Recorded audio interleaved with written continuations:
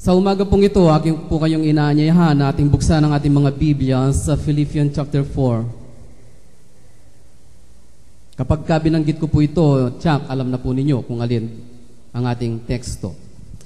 Philippians chapter 4, verse 10 to 19. Ano po, mahaba-haba po, subalit nais ko pong ito yaking basahin upang makuha po natin ang mensahe ng Panginoon sa umagang ito.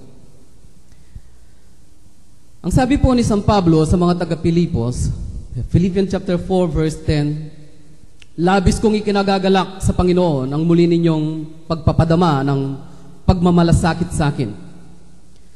Ito po ay New Filipino Version po, ano po. Tunay na may malasakit kayo sa akin, ngunit walang pagkakataong isagawa ito. Hindi ko sinasabi ito dahil sa ako'y kailangan, pagkat natutuhan ko ng masiyahan anuman ang aking kalagayan. Naranasan ko ang maghikahos at naranasan ko rin ang managana. Natutuhan ko ang lihim kung paano masiyahan sa anumang katayuan sa buhay, ang mabusog o magutom o ang managana at magdahop.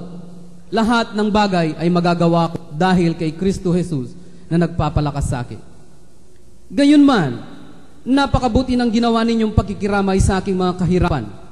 Hindi lingid sa inyo, mga taga-Pilipos, na noong mga unang araw ng pangangaral ng Ebanghelyo, ng una kong pag-alis sa Macedonia, kayo lamang ang iglesyang nakahati ko sa hirap at ginhawa.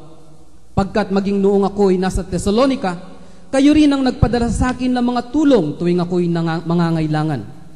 Hindi sa hangad kong tumanggap ng kaloob, kundi ang nais ko'y dumami ang pakinabang na tatanggapin ninyo. Tinanggap ko na ang kabuuan ng inyong mga kaloob at labis pa nga, higit pa sa aking pangangailangan ng tinanggap kong tulong ninyo sa akin na dala ni Epaprodito. Ang mga ito'y masasamyong handog at katanggap-tanggap ng mga haing nakalulugod sa Diyos. At ang aking Diyos ang magbibigay sa inyo ng lahat ng inyong pangangailangan ayon sa maluwalhati niyang kayamanan kay Kristo Jesus. Purihin po ang salita ng ating Panginoon. Katulad po ng aking nasabi kanina, marami po mga iglesia ngayon, mga mangangaral, na pinipilit na maabot hindi ang kalagayang pangloob ng isang tao, kundi yaong pangangailangang panlabas. Pangangailangang panlabas, ito'y tumutukoy sa pananamit, pagkain, mga bagay na ninanasa ng mata. Alam po ninyo, nakakalungkot, subalit ito po'y totoo, mismo sa salita ng ating Panginoon Kristo. Sa mga panahong darating, lalo na sa mga panahon pa na dumarating, marami po mga Kristiyano ang babagsak. Huwag po kayo malulungkot. Sabihin po ninyo sa Panginoon, Lord, huwag nawa nakasama ako sa mga yun. Pero tingnan po ninyo kung bakit ko po nasabi yun sa inyo. Sa mga panahong darating, ay alam natin na mayroong pag-uusig. Subalit, sinasabi po ni Robert Thompson sa ating binabasa mga aklat, hindi ang pag-uusig ang magpapabagsak sa iglesia at sa maraming mga Kristiyano, kundi ang pagiging makapita sa laman, sa katawan, sa tiyan, at sa mata. Ang magpapabagsak sa maraming mga Kristiyano ay hindi ang mga kahirapan ng mga pag-uusig na darating, kundi yaong mga kasalanan at kasalanan na patuloy na lumalago sa panahong ito. Sinabi po ng ating Panginoon Kristo sa Lucas 18:8, kayo na po siguro bahala magbasa niya, no? O isulat po ninyo, na sinasabi niya na sa pagbabalik kaya ng anak ng tao, meron kaya siyang madatnan ng mga mananampalataya. Bakit po? Sa Sapagkat alam ng ating Panginoon ang mga dumarating na mga kapighatian, mga pag-usig at mga kahirapan sa sanlibutan ito. Kung inyo pong napapansin sa maraming mga iglesia at mga mangangaral ngayon, lalo na sa television, sa Channel 13, hindi ko po babanggapin kung sino siya. Alam ninyo marahil kung sino siya. Wala po silang ipinapangaral kundi yung mga blessings. Ang tinatawag po nila dito ay mga prosperity message, mga prosperity preacher. Na walang ipinagmamalaki kundi yung mga bagay na ibibigay lamang ng Diyos sa katawan. At sa akin pong pakikinig sa kanila at panonood sa kanila, ni minsan ay wala po akong narinig na anumang salita na nagpapatungkol sa kabanalan ng isang tao.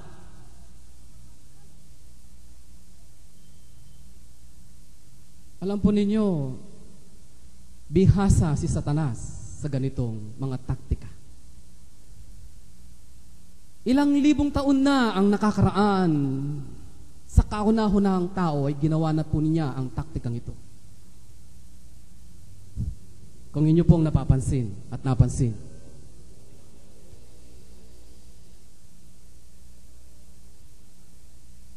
Sa panahon ng paglikha, kung inyo pong makikita, napakabuti ng ating Panginoong Hesukristo. Ng ating Panginoon Diyos. Bago niya nilikha ang tao, si Eva at Adan, ano po ang una niyang nilikha? Liwanag, kalawakan, lupa at dagat, puno at mga halaman, mga bituin, araw, buwan, mga ibon, mga hayop, at pagkatapos ang kahuli-hulian, ang tao. Napansin po ba ninyo? Bakit pinakahuli ang tao? Sapagkat mauunang lilikahin ng tao, wala siyang kakainin. Wala siyang makakalaro. Wala siyang masisilungang mga halaman. Nilikha niya ang pangangailangan ng tao bago siya. Andiyan ang mga hayop, mga ibon. At pagkatapos na may handa ang lahat ng pangangailangan ng tao, nilikha niya si Adan at si Eva. Upang ipakita sa atin na sa pasimula pa, ang Diyos ang nagbibigay ng ating mga pangangailangan. Pero madalas, sinasabi natin sa ating mga sarili, Panginoon, kulang po ang isang linggo para sa aking pagtatrabaho. Di po ba? Pwede po ba ninyong gawin, Panginoon, ng 8 days a week? Di po ba? Panginoon, pwede po ba ninyong gawin ng 36 oras ang isang araw? Bakit? Sapagkat kulang pa, Panginoon, yung kinikita ko sa araw-araw.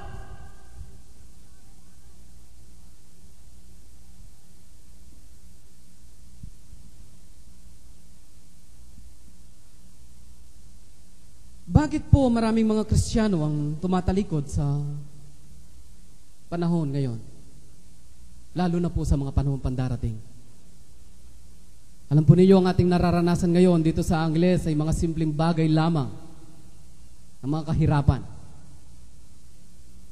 Mga kahirapan na hindi po nagdudulot ng kamatayan kundi ng mga pagsubok sa atin. Si San Pablo sa ating pong binasa kanina sa Philippians chapter 4 ay meron pong itinuturo sa atin.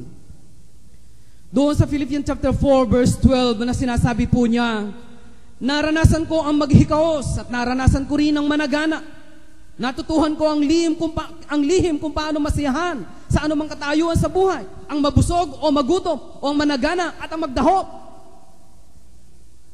Ito po ang pangunahing dahilan kung bakit maraming mga tao ngayon ang umaayaw sa Diyos at maraming mga Kristiyano ngayon ang umaayaw sa Diyos at tumatalikod sa Diyos at tumaharap sa sanlibutan sapagkat hindi po sila kontento sa kanilang mga kalagayan sa buhay.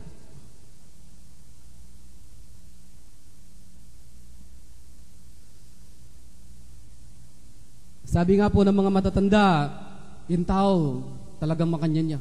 Ganun talaga ang tao.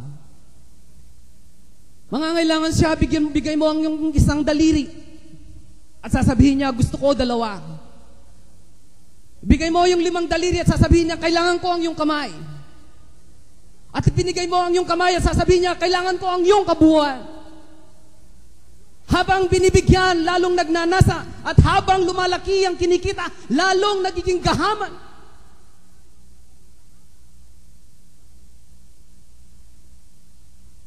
Subalit, sa ating mga Kristiyano, katulad po ni San Pablo, matuto tayo na maging kontento sa ating mga kalalagayan sa buhay.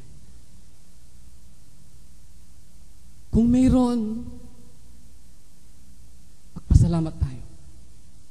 At kung wala, matuto tayo magtiis.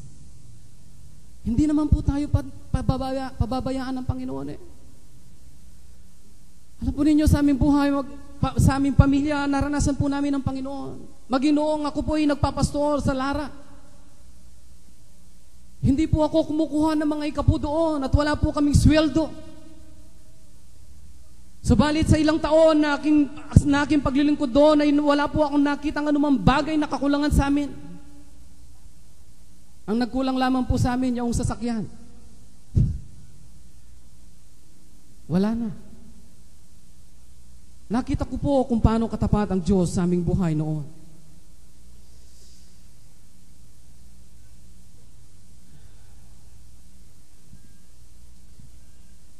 Nakakalungkot, subalit ang ating Panginoon mulat sa pool sa kanyang mga alagad ay tinuruan niya tayo magsipaghanda sa ganitong kalagayan.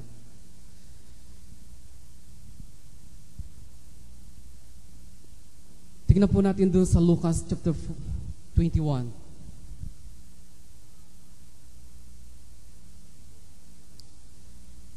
Meron pong babala ang ating Panginoon Kristo sa ating mga Kristiyano. At ngayon pa, sinasabi ko na po sa inyo, magsipaghanda na tayo. Ang sabi ng ating Panginoon, kung inyong mapapansin ang ating babasahin, 2 bagay ang dapat paghandaan dito. Sa Lucas 21:34 hanggang 36, ang sabi po ng ating Panginoon, mag-ingat kayo na huwag malulong ang inyong puso't pag-iisip sa katakawan at paglalasing at sa mga intindihin sa buhay, pagkat baka kayo mahuli sa di inaasahang pagdating ng araw na yon, sapagkat darating ito sa lahat ng nabubuhay sa buong daigdig. Kaya dapat kayong laging handa at manalangin upang makaligtas kayo sa lahat ng mangyayari at makaharap sa anak ng tao. Amen. Alam po ninyo, ako ilang pong taon, o marahil ilang taon na akong Kristiyano, mahigit na 10 taon. Ang mga talata pong ito ay hindi ko napapansin. At kung minsan po ay hindi ko binibigyan ng halaga kung akin mang napapansin. Na sinasabi ng ating Panginoong Hesukristo sa panahong ito at lalo na pa sa mga panahon pang darating, huwag nating hayaan na mabuhos ang ating mga kaisipan, ang ating buong puso sa mga bagay na alalahanin sa sanlibutan ito. Baka madatnan tayo na hindi nakahanda sa mga mangyayari. Ano po mga pangyayari na sinasabi dito? Yung po bang pagdating ng ating Panginoon Hesukristo?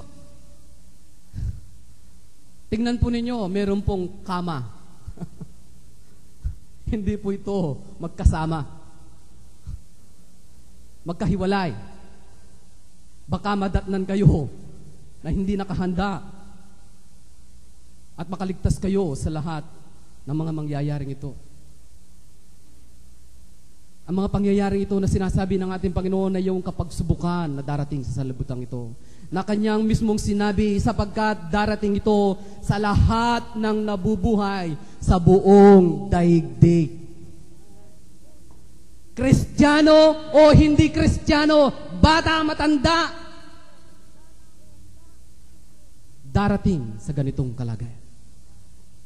Ang tanong, nagsipaghanda na kaya tayo? Marahil po siguro ang ating spiritual ay ating nanginihanda. Maski na anong malyari, patay kung patay. Kung kaya kumukulo na yung tiyan mo, at meron kang mga anak na maliliit, Mami, gutom na po ako. Yung pong aming alaga, si Miko, Potambisan hindi, di talagang mangguluyo. Mangguluyo. Talagang guguluhin niya kami. Hindi siya titigil hanggat hindi siya tinitimpla ng gatas.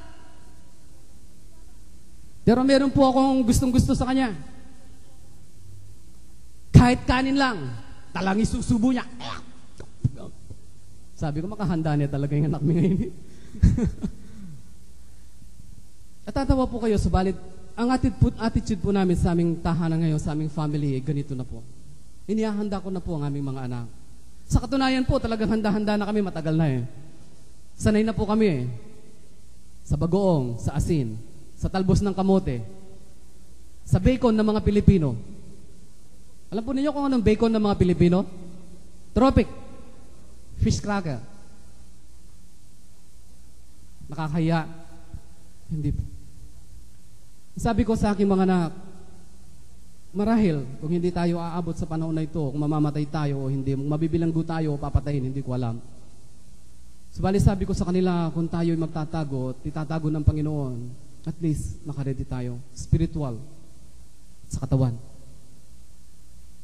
Nung nano'y makahapag, kaya nga kung ano ang nakahain, talbos ng kamote, salamat Panginoon. Miki!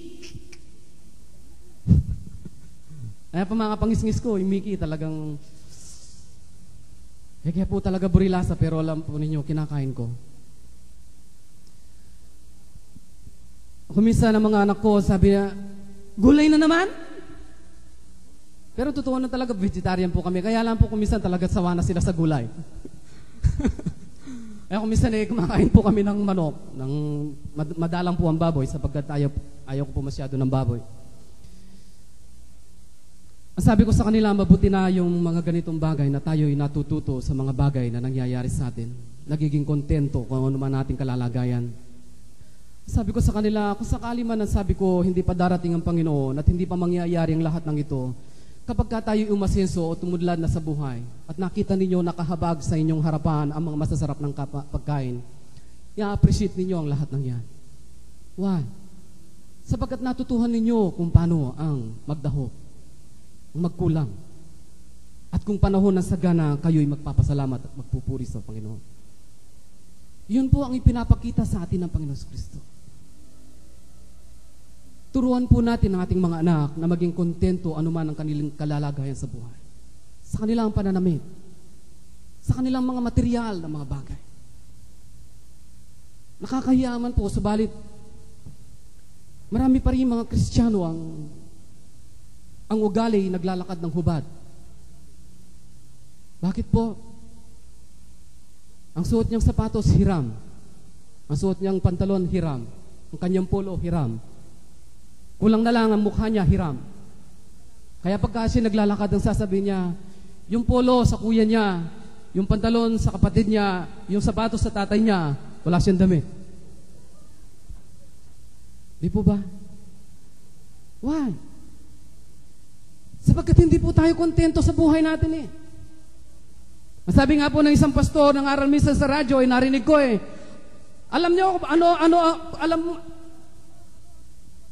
paano ba ang maging kontento sa buhay na ito? Yung hindi ka na maguguluhan kung ano yung isusuot mo sa Sunday school o sa pag-attend mo sa worship service. Kuminsan kasi mga babae, lalo kaya sulot ko? Lalo kaya Mami, ala ko pa. Miras na yung alas 10:30 pa makaredy. Why? Bakit? Kapipili na malan na nabala, sulod na, sobra karakal. Ang sabi po ng pastor, ipamigay ninyo lahat ng mga damit ninyo at magtira kayo ng isa. Tawanan po yung mga tao. Bakit? Para pagdating ng Sunday, wala ka nang pipiliin. Yan lang.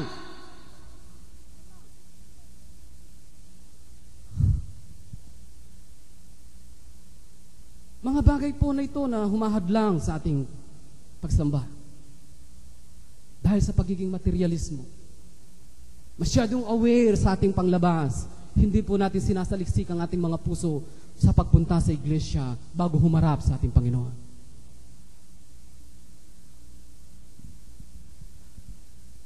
Masyado ko pong tahimik. Pero mahilig kayo rin. Kahit po sa pag-aaral ng aking mga anak, kung minsan kami mag-asawa, andyan po ang misis ko, andyan po ang aking isang anak. Nakakahiyaman po, pero kung minsan, alam po ninyo, nagkakaroon po kami ng argumento ng aking may bahay patungkol sa pag-aaral ng mga bata. Kasi po yung dalawang anak ko ay nag-enroll po sa labas at naka-enroll pa rin sa loob ng ACE. Pinagsabay po yung dalawa. Mapasok sa labas at pumapasok doon sa loob. Pagdating po ng bahay, pagkagabi, bagsak! Hindi makapanos pinggan. Hindi na siya makapaghugas ng plato. Hindi niya magawa yung mga obligasyon. At madalas, ang misis ko ang sumasalo ng mga obligasyon nila. Sabi ko sa kanila, hindi ko kasalanan yan. Kasalanan ninyo. Kung tutuusin, anong kwenta ba ng mga high school diploma na yan? Andyan na kayo sa college. Para ano pa yan? At sa totoo lang, yung mga pinag-aaralan ninyo na nagbinubuhos ninyo ang inyong mga kaisipan sa mga bagay na yan, sa sanlibutan, mapapakinabangan ba ninyo ang lahat ng yan sa inyong kaligtasan?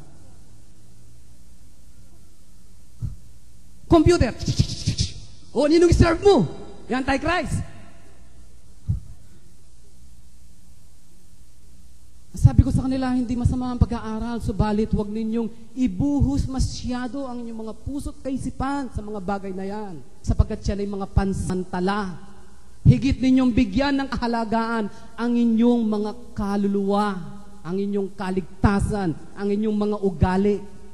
Hindi ko kailangan ng mga matataas na grado. Hindi ko kailangan ng high school diploma. Hindi ko kailangan ng college diploma. Ang kailangan ko ay makita ko sa inyong mga buhay, ang tunay na buhay ng isang Kristiyano.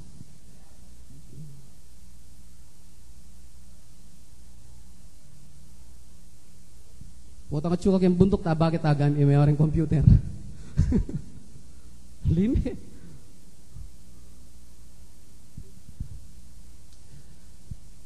Sabi po ng Panginoon, and God will supply, sabi ni San Pablo, and God will supply all your needs. Madalas po, ang Philippians 4:19 ay binabaluktot. Ipinagkakamali po yung salitang needs sa wants.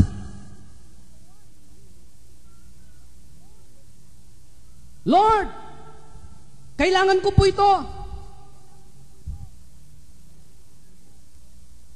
Ang sabi ng Panginoon, hindi mo kailangan yan.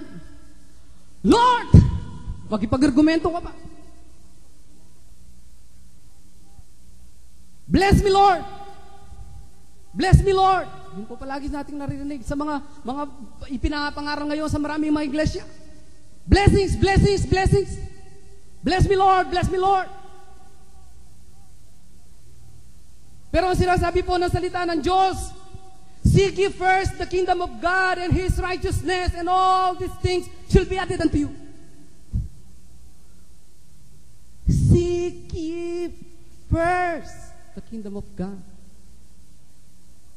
Hanapin muna ninyo ang kanyang kalwalatian, ang kanyang karangalan, ang kanyang katwiran, ang kanyang kaharian, ang kanyang kabanalan, ang lahat-lahat sa kanyang kaharian. At ang mga bagay na ito ay idadagdag lamang sa inyo. Alam ng Panginoon kung anong ating kailangan. Subalit madalas sumisigaw po ang ating laman, kailangan ko ito. At ang dalawa pong ito ay magkakontra, magkalaban. Palaging nagkumokontra sa bawat isa. Sapagkat yung needs po natin ay hindi mga bagay na pansalibutan. Delight yourself in the Lord and He will give you the desire of your heart. At sabi po, what is the desire of your heart? Ano po ang desire ng ating mga puso?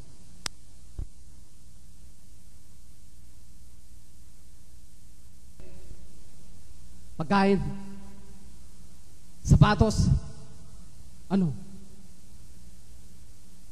Ang kailangan po natin, kabanalan, katwiran ng Diyos. Katulad ni Haring Solomon, Pinili niya ang karunungan upang maghari at paghariin ang bayan ng Diyos. At nakita ng Diyos ang kanyang katapatan. Sapagkat inuna niya ang Diyos ang na lahat ng kanyang kailangan ay sumunod lamang. Matuto po tayo na iuna natin ang Panginoon.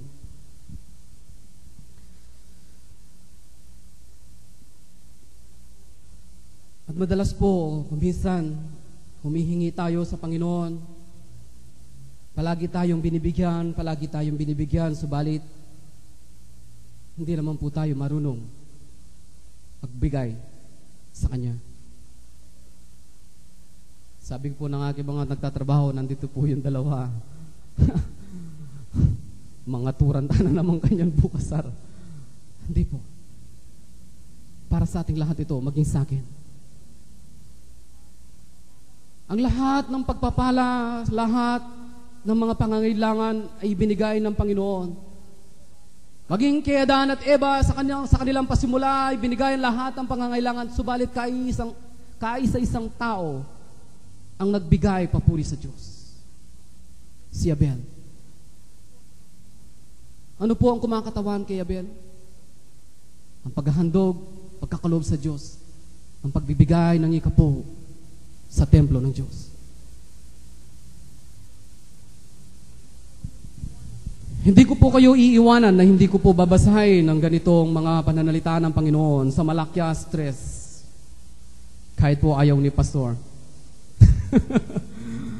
Madalas po kasi marami mga pastor ang takot na ipangaral to. Subalit, sa kalakasan po ng Panginoon upang tayo po'y matuto, pag-aaralan po natin ito. Malakias 3, magpasimula po tayo sa 8. Amen. Nakita na po ninyo.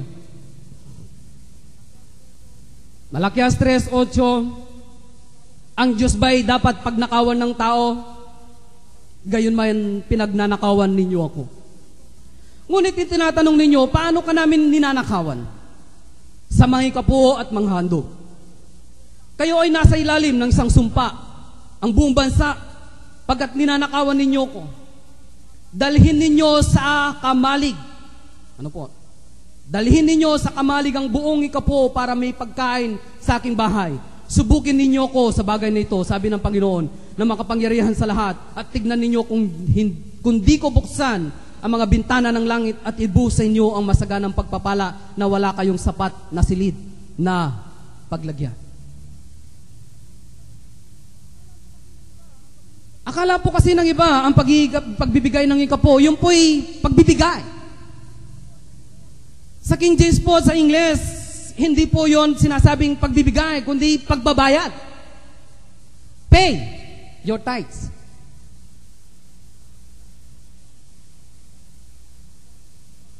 Madalas po tayong sumisigaw na, Lord, bless me ngayong araw na ito.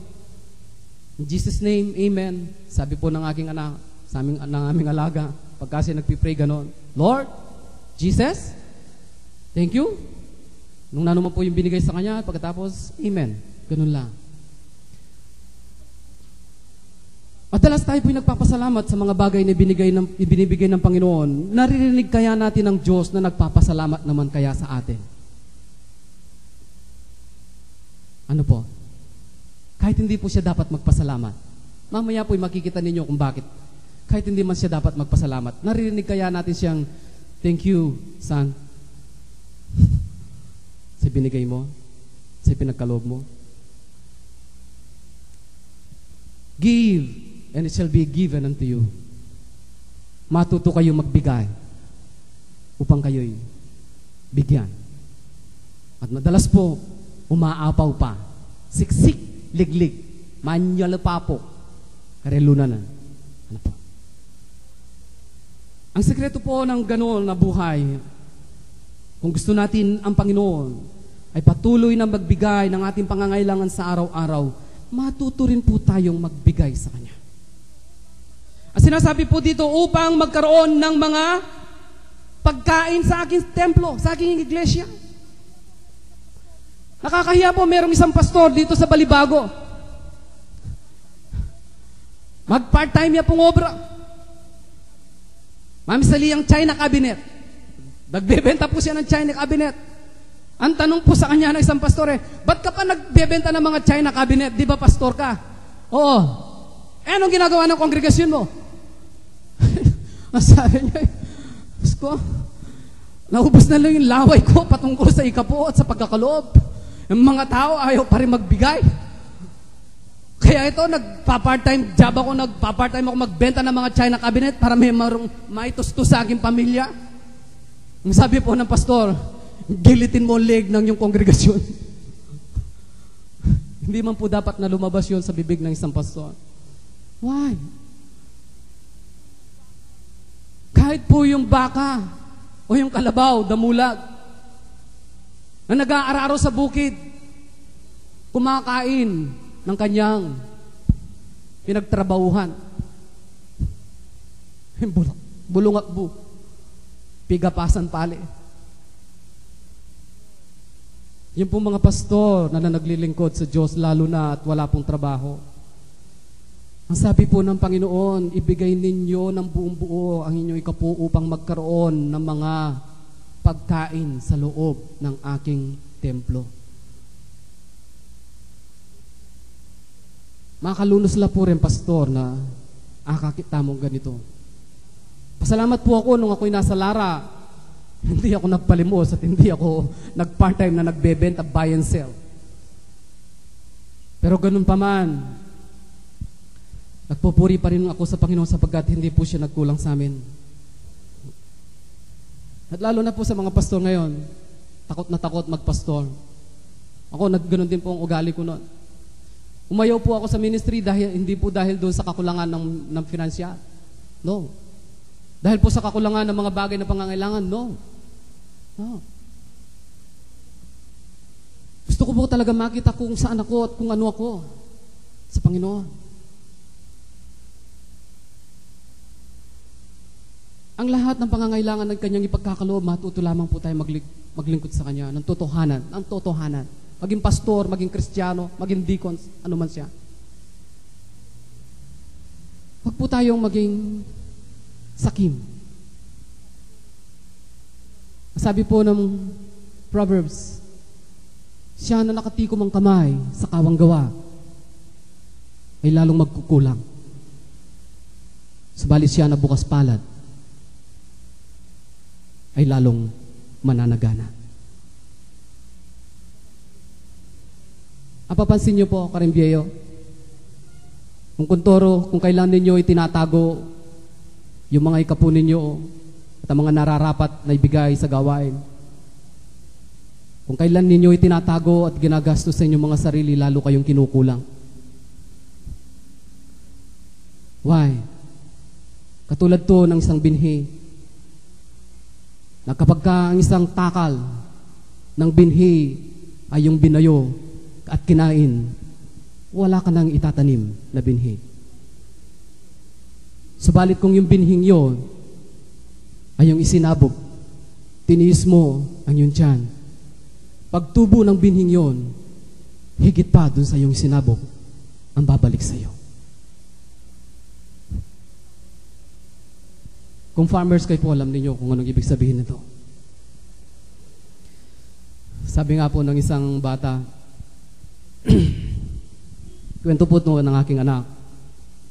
Subalit nais ko pong i-share sa inyo, lalo na sa mga Kristiyano ngayon, mga pastor, mga manggagawa, mga pangkaraniwang mga Kristiyano. Siya po yung ngongo. Ano po?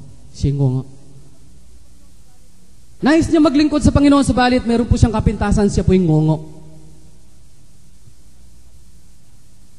Minsan lumapit po siya sa kanyang Diyos-Diyosan. At ang sabi niya, Panginoon, pahalinghin lamang po ninyo ako, dahil pangako, maliliho po haluhan niyo.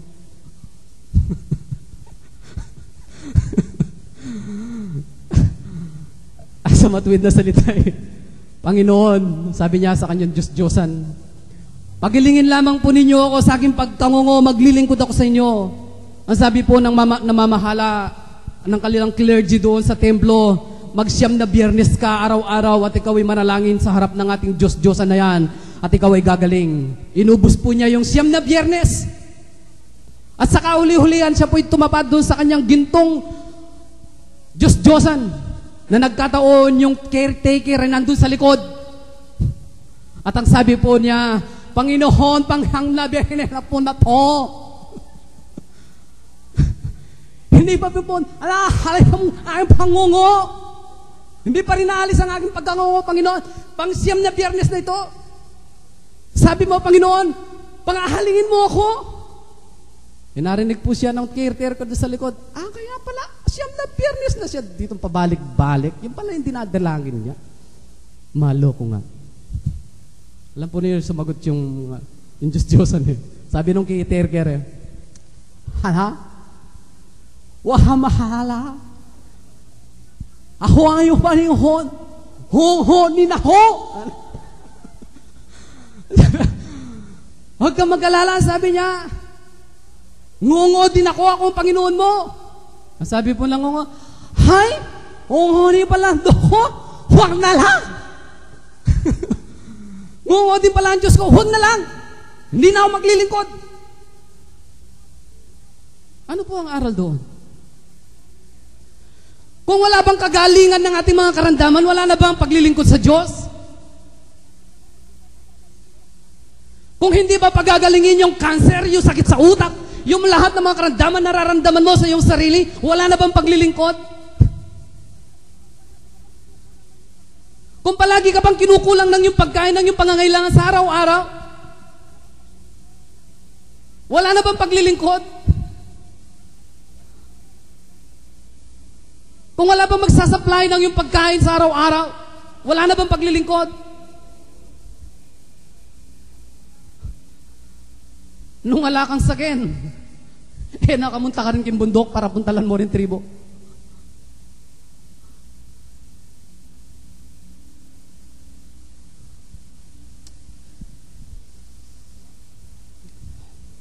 Palagi ko po naaalala yung aking anak.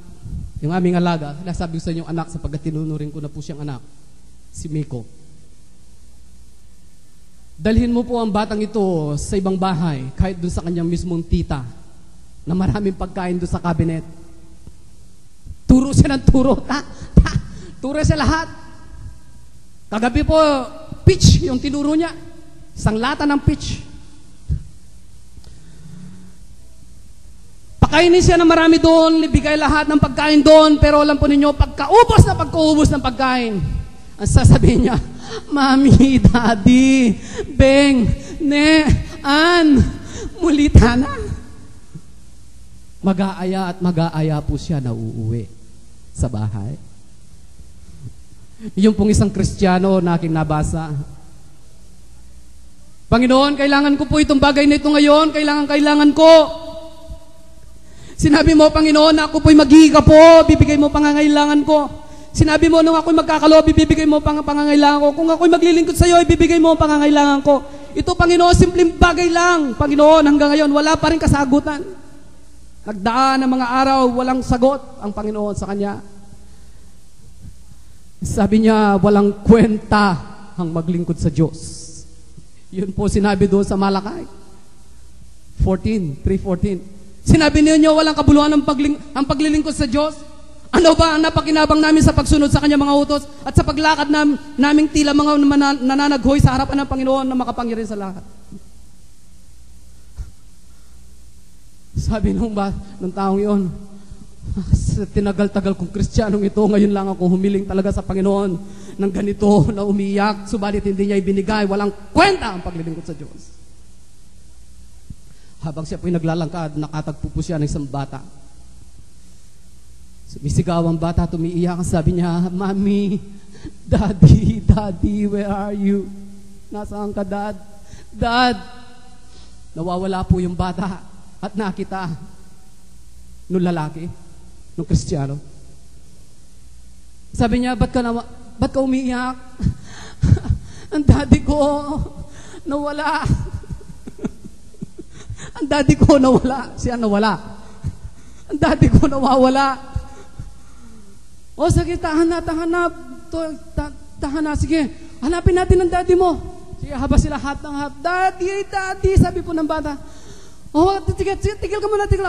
Ayun yung ice cream, yung ice cream. Bili muna tayo ng ice cream doon. Bintahan. Ito ice cream, So, sabi niya, ayoko yan. Kailangan ko, daddy ko. Sabi, sa pambihira ng bata to, sabi niya, ayaw niya ice cream. Yun na lang, balon. Dinala doon sa nagtitinan ng balon. Sabi niya, ito, bili ng isa. Dalawa, ilan ang gusto mo? Ayoko niyan. Kailangan ko, daddy. Iyak po nang iyak yung bata. Daddy. Sabi niya, siguro para masaya naman itong bata. Sige, kita mo yung lahat dami yung laruan, Ferris wheel, yan. Sige, sakay tayo. Sinakay po doon sa lalong natakot yung bata. Sabi niya, daddy. Binaba. Sabi ng pambihirang bata ito, ayaw tumigil. Sabi ng bata, Daddy, I want my daddy. Daddy, where are you? Maya po dumating yung tatay. Sabi niya, kanina pa kita hinahanap. Sabi niya, Daddy, ba't ka nawala? Sinuli po yung bata, sabi ng lalaki, kanina pa kayo hinahanap nitong anak niyo. Inoffer ko na niya ng ice cream, ng balon, sinakay ko na sa Ferris wheel. Dami po niyang binibili, ayaw ng bata, iyak lang siya ng iyak. Sabi niya, Daddy, talagang kayo po ang gusto ng anak niyo. Sige. Sabi niya, bye-bye. Thank you. Sabi po ng bata. Maya-maya po naiwanan yung Kristiyano. Nakakahiya ako. Mabuti pa yung bata. Inoffer ko na lahat. Ice cream, balloon, Ferris wheel, chocolate, lahat. Hindi tumigil sa kaiyak ang hindi nakikita yung tatay niya. Samantalang ako, isang bagay lang ang hiningi ko at hindi binigay ng Diyos, nagtatampo na.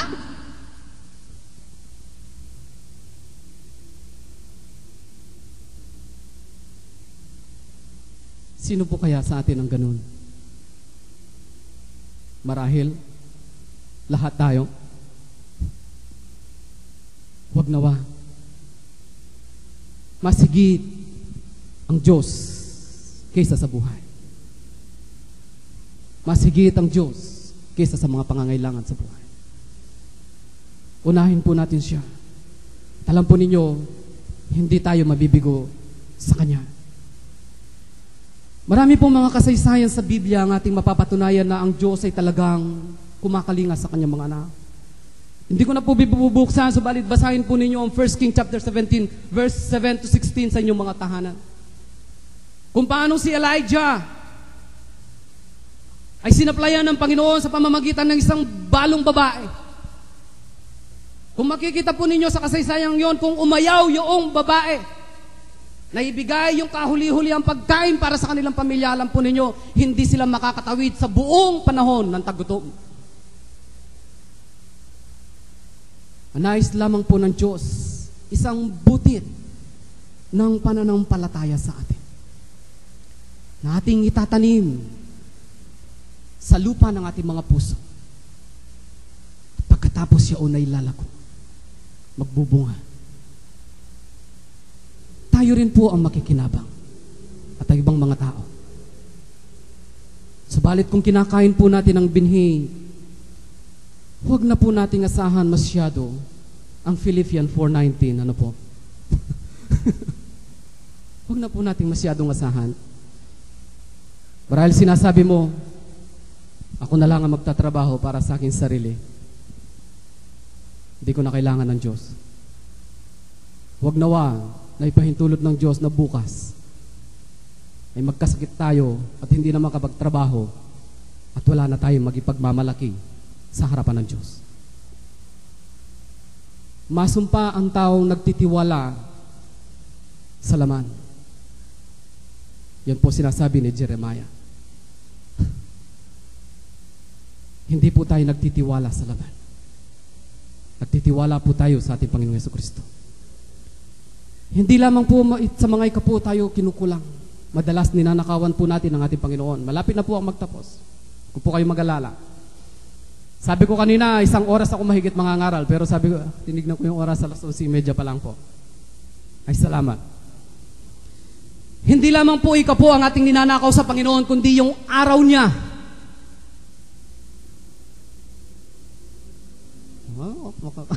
Makakanyang kung po ka na ako. Pati niya waring aldo yung Diyos? Meron po. Merong araw ang Panginoon. Hindi yung pong araw na sinasabi ko sa inyo sa kanyang pagdating. Hindi po. Yung araw niya, ngayon. Araw ng linggo. Habang ginagawa ko po itong outline nito, ipinakita sa akin ng Panginoon kung paano siya ninanakawan ng maraming mga Kristiyano. Hindi lamang sa ikapo, kundi doon sa araw niya.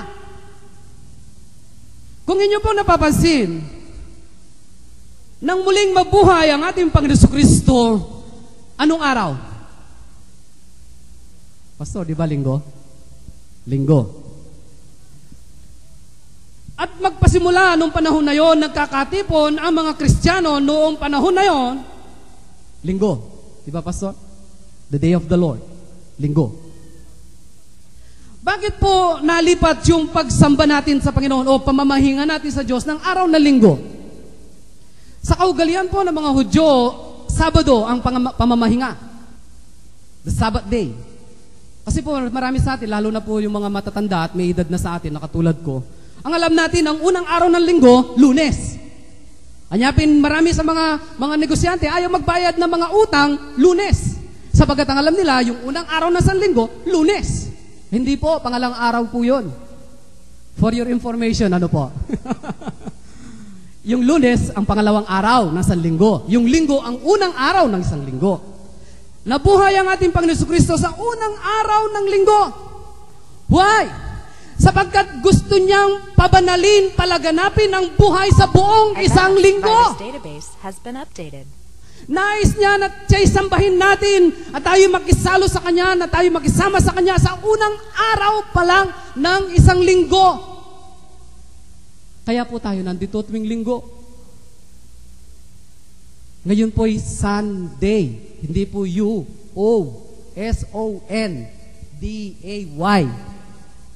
Sunday. Pero madalas po nating ninanakaw ito sa Kanya. Sa paanong paraan. Yun nga po sinabi ko kanina na gusto natin na gawin natin ang buong linggo ng 8 days a week.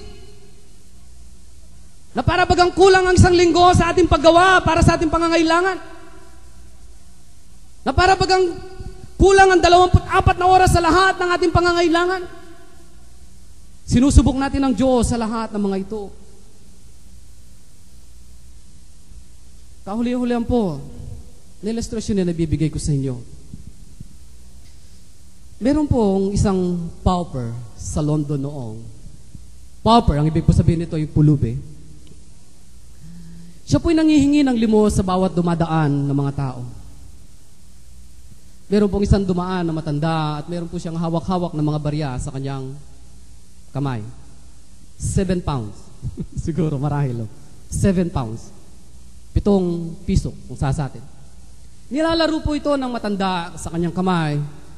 At maya-maya po'y lumapit sa kanya yung pulubi. Palimos po. Tinignan po siya ng matanda. Okay. Binilang po niya yung pera. 7. Sabi niya, okay, sa'yo na yung 6 na piso. Piso na lang sa akin. Ibinulsa po ng matanda at siya po'y lumakad at yung pulubi siyang-siya sa kanya nakitang 6 na piso. Maya-maya po'y biglang umilaw sa kanyang ulo. Bing! Aha! Surmud po siya doon sa pulubi, sa matanda. Pagkatapat po niya doon sa matanda, takbo!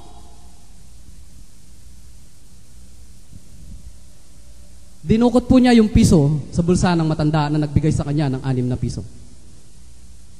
Tumakbo siya. Sabi po ng matanda, pampihirang pulubi. Pulubi nga. Binigay ko na sa kanya yung 6 na piso, ninakaw pa yung piso sa bulsa ko. Tao nga naman. 7 na araw na ibinigay ng Diyos sa atin upang gumawa para sa ating mga sarili. 6 na araw. Ang 7 araw na dapat sa Kanya natin inilalaan ngayon, araw na ito, madalas ninanakaw ng mga Kristiyano. Why live like a pauper? Sabi nga po ng isang awitin, when you are a son of a king. Pulubi lamang po ang nagnanakaw ng ikapitong araw. Subalit ang mga anak ng Diyos ay lumalapit sa Kanya sa araw na ito upang makasama siya sa buong sanlinggo. Nabuhay siya sa unang araw ng sanlinggo. Kasama natin siya sa buong araw ng sanlinggo. Sa buong linggo, kasama natin siya. Why? Inuna natin siya kaysa sa lahat ng mga bagay na ito. Amen. Tayo pong lahat ay humukot po na lang.